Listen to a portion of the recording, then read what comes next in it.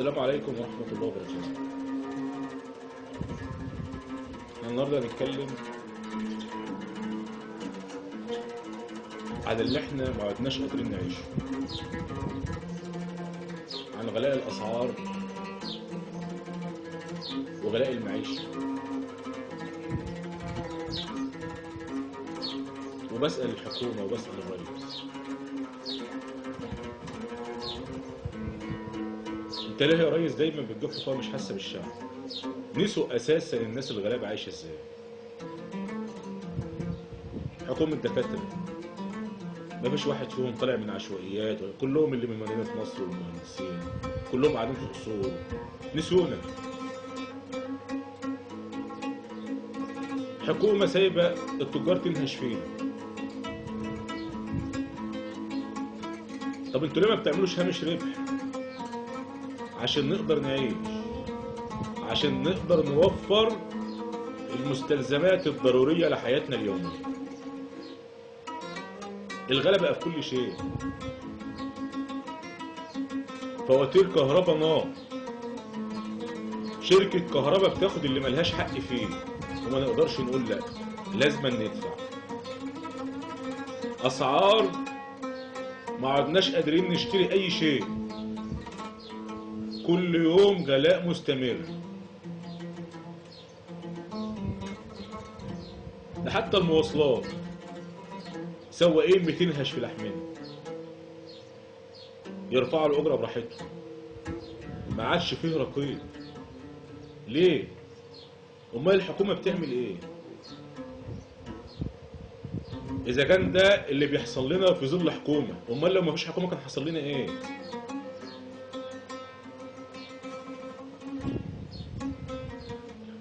هو احنا مش نور عينيكم ولا ايه؟ ولا احنا كنا نور عينيكم؟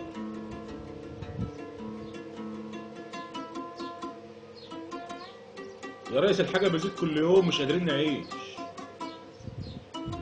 لا الموظف قادر يعيش ولا الراجل اللي شغال على دراعه قادر يعيش. اللي عايش التجار اللي بينهشوا في لحم الغلابة، اللي التاجر منهم ينام ويصحى يرفع براحته. تيجي يتكلم الوزير يقول لك سوق حر. سوق حر؟ هو احنا دولة رأسمالية ولا ايه؟ هو احنا بنشتغل في مصر بالساعة؟ ده احنا بنشتغل باليوم. وبقى احنا عمرنا ما كنا دولة رأسمالية. دولة رأسمالية ازاي يعني؟ يعني ازاي التاجر يحط سعر واحنا نخش نشتري، والحكومة ما تقدرش تراقب السعر، يحط هامش ربحه زي ما هو عايز. بس نقول ايه؟ ما الحكومة نفسها غلت الأسعار. يعني الحكومة بتبيع اللحمة المجمدة اللي بتيجي بدولار 35 جنيه، اللحم السوداني ب 40 جنيه، لهم حق يبيعوا اللحم البلدي ب 70 و 80.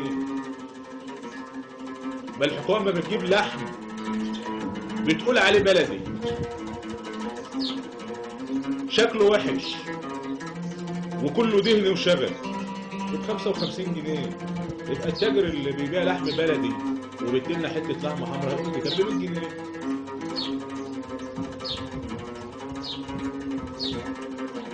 يعني احنا لما نيجي نقول والشعب يئن، مش بيئن من جوع ولا بيئن من غلاء اسعار، ده بيئن من كل حاجه، من حياته نفسها. يعني المواطن المصري بيئن من حياته، يخاف يتعب،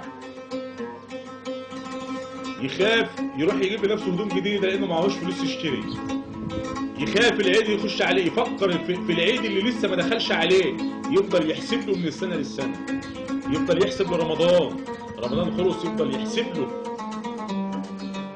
يخاف رمضان يجي عليه فجاه وهو معهوش. احنا امتى نرتاح؟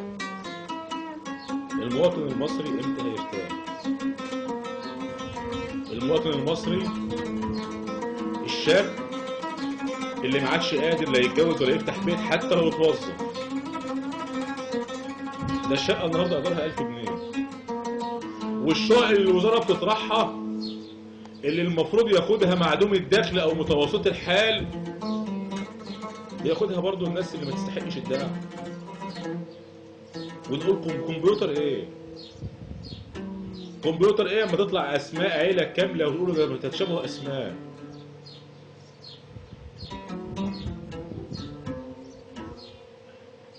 ده الشقق اللي اتعملت لو اتوزعت بما يرضي الله مش هيبقى في واحد في الشارع من الناس الغلابه ولا الناس الفقراء. بتطوروا وشوفوا الشقق دي موجوده مع الناس اللي خدتها ولا باعتها.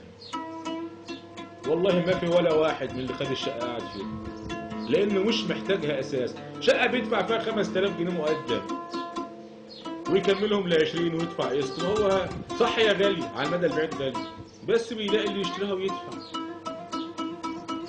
واحنا عمرنا ما شفنا شقه سعرها 140,000 قسط الا في العصر اللي احنا فيه بعد الثوره.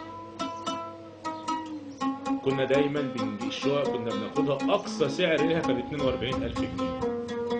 ايام مبارك اللي احنا بنقول عليه فاسد وحرام.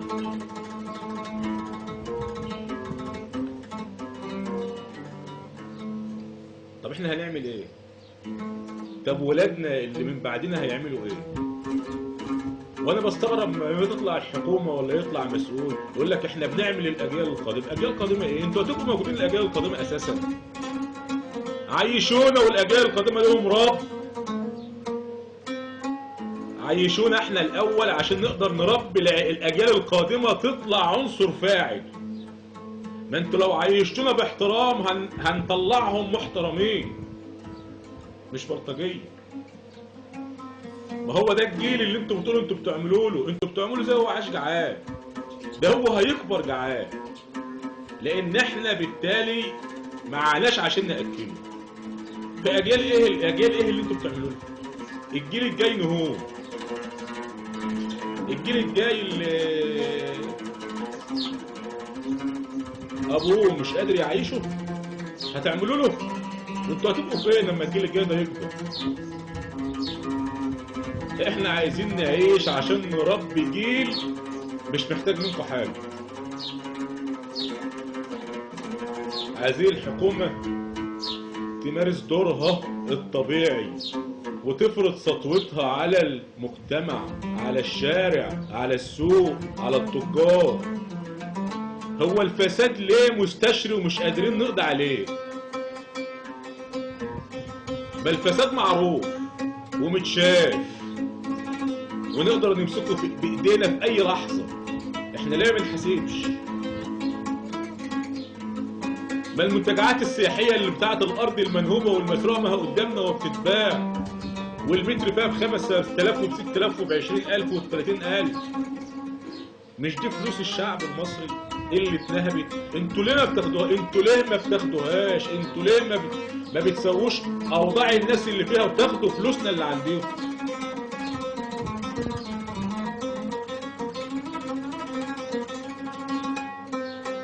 انتوا ليه ما بتحاولوش تحسنوا الوضع؟ وضعنا. انا مش هقول احنا قمنا بثوره ولا ثورتين، انا اقول احنا لنا حق في البلد دي، لنا حق اننا نعيش باحترام وكرامه، لنا حق ان احنا نصحى الصبح نلاقي فيه فساد، والفساد ده اصحابه ممسوكين ومحبوسين ومتاخد اللي هم سرقوه مننا. ده حقنا. ما احنا لو خدنا اللي اتسرق ورجعناه للدولة والدولة ابتدت تنمي بيه مواردها هيصب في مصلحة الوطن والمواطن. ما انا مش هطلع قانون عشان اقول ان المصالح السيادية او الوزن السيادية ملهاش فيه. ليه ملهاش فيه؟ مرتبات الموظفين في المصالح السيادية او في الوزن السيادية مش املة. ما انا موظف في وزارة سيادية مش املة. كان نفسي ان يطبق عليها القانون الجديد عشان الاساسي بتاعي يترفع، عشان راتبي يترفع، عشان اقدر اعيش. انتوا عملتوا قانون طبقوه على الكل. انتوا مطلعين في الدستور اللي انتوا عايزين تغيروه ان القطاع العام والموظفين لهم الحق في الارباح. ارباح ايه؟ ده بياخدوا مرتبات احسن مننا، تامينهم الصحي احسن من الوزارات الحكوميه. يبقى ارباح ايه؟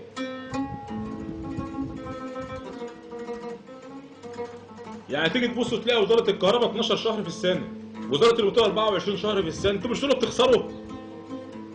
ارباح ايه وانتوا بتخسروا؟ واعلى رواتب واحسن تامين صحي ومستشفيات من احسن المستشفيات، وبدل تغذيه وبدل مخاطر وبدل. حسوا بالشعب، حسوا بينا. ما تعملوا وزاره جديده اسمها وزاره الناس الغلابه، وجيبوا وزير من العشوائيات، جيبوا وزير حس بقيمة التعب، جيبوا وزير تعب شقة، سكن في المساكن الشعبية، أو كان ساكن في المقابر وطلع وبقى له منصب في البلد، بقى أستاذ في الجامعة ولا دكتور، بس عشوائي. جيبوا راجل مسكين يحس بينا،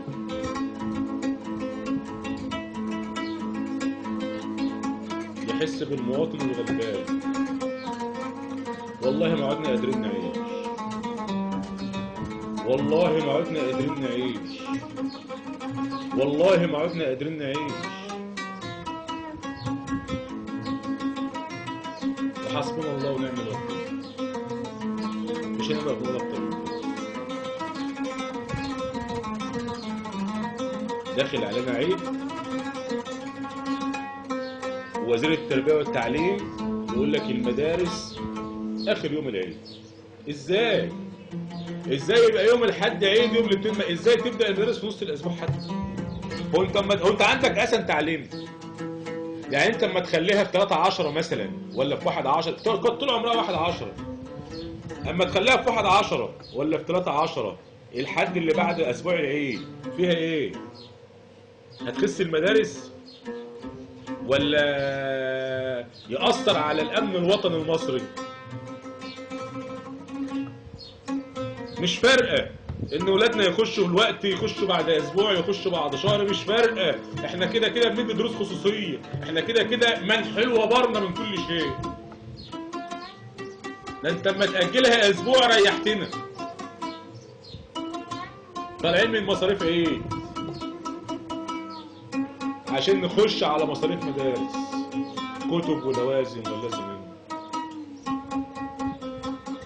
يعني المفروض يبقى فيه حس. ارحمونا، ارحموا من في الارض يرحمكم من في السماء.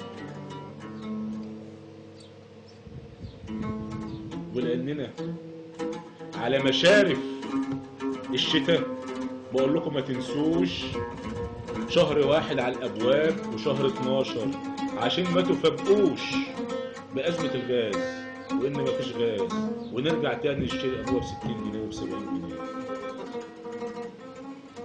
بنفكركم وبنقول لكم استعدوا،